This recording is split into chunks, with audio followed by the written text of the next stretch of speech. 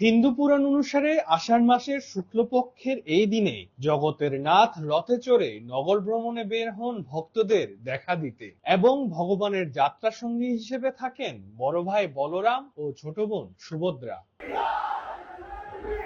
আর ভগবানকে দেখার পর ভক্তরা হয়ে ওঠেন মাতোয়ারা। রথের ঘোড়ার পরিবর্তে রশি নিজেদের হাতে টেনে নগর ঘুরে দেখানোকে কেন্দ্র করে সারা বিশ্বে বছরের পর বছর উদযাপিত হচ্ছে সনাতন ধর্মাবলম্বীদের রথযাত্রা উৎসব।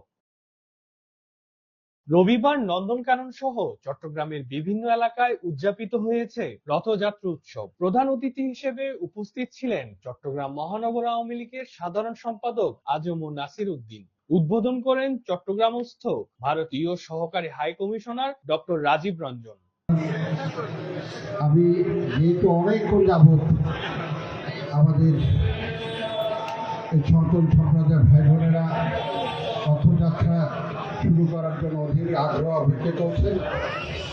आज इंडिया में भी कुछ ऐसा ही माहौल है, खासकर पुरी में लाखों लोग ऐसे एकत्रित हुए भगवान श्री के चरणों में पूजा करने के लिए, आराधना करने के लिए।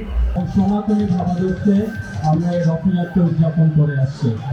এই স্থানের নাম একসময় রথের পুকুর পাড় নামে পরিচিত ছিল।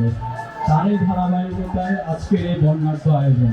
এইবারে রথযাত্রা উৎসবে বিশেষ অতিথি হিসেবে উপস্থিত ছিলেন সিএমপি কমিশনার মোহাম্মদ সাইফুল ইসলাম। উৎসবের উদযাপনের পাশাপাশি বাচ্চাদের নিরাপত্তার বিষয়ে বিশেষ নজর রাখতে বলেছেন এই নবনিযুক্ত পুলিশ কমিশনার।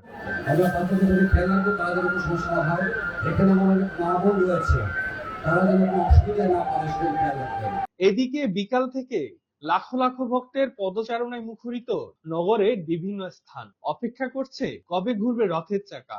আজকে আমরা সবাই একসঙ্গে মিলিত হয়েছে এই রথযাত্রার মধ্যে, আসলে খুবই আনন্দ প্রকাশ করছি। যে তুলসীধাম আমাদের আশ্রমে প্রতি বছর আসা হয় জগন্নাথ দেবকে দর্শন করার জন্য। জয় জগন্নাথ। আজকে আমাদের রথযাত্রা, তো তার জন্য আমরা রথযাত্রা আসছি মেয়েকে নিয়ে। পুরোহিতের রথের আরতির পর চাকা ঘুরতে শুরু হলে ভক্তরা নেমে পড়ে রথের রশি টানার প্রতিযোগিতায়। আর ভক্তদের স্রোতে সামাল দিতে অনেকটাই কুপোকাত স্বেচ্ছাসেবক দল। চট্টগ্রামে রথযাত্রা উৎসব 200 বছরেরও প্রাচীন। এক সময় নন্দনকানন এলাকায় রথযাত্রাকে কেন্দ্র করে বসতো রথের মেলা। বিভিন্ন এলাকা থেকে জগন্নাথ দেবের রথ নিয়ে আসা হতো এই স্থানে। আর কালের পরিক্রমায় এই স্থানটি রূপ নিয়েছে কেন্দ্রীয় রথযাত্রা উৎসবের।